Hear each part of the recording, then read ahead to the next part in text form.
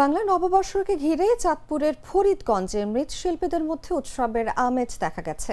পাইকপাড়া ও শোল্লা গ্রামের পালপাড়ায় বৈশাখী মেলার মাটির খেলনা ও তৈজসপত্রের চাহিদা মেটাতে কারিগররা ব্যস্ত সময় পার করছেন।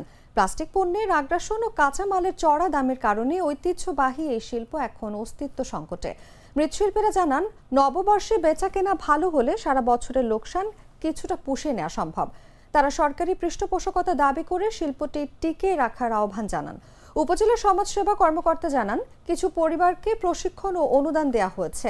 ইউএনও জানান, ভবিষ্যতে প্রণোদনা দেওয়ার বিষয়টি বিবেচনায় রয়েছে।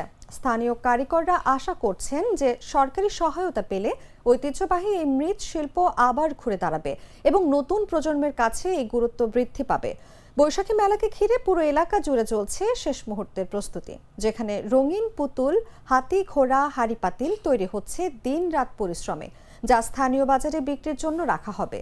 মৃৎশিল্পীদের প্রত্যাশা, বৈশাখী মৌসুমের বিক্রি ভালো হলে তাদের পৈতৃক পেশা টিকে থাকবে এবং অর্থনৈতিক সংকট কিছুটা লাঘব হবে, যা গ্রামীণ অর্থনীতিতে ইতিবাচক প্রভাব ফেলবে।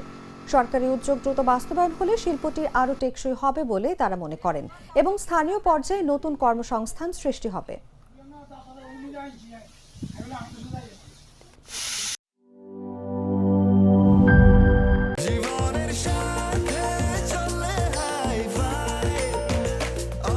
স্বাস্থ্যকর অল টাইম, সব সময় অল টাইম হেলদি লাইফ।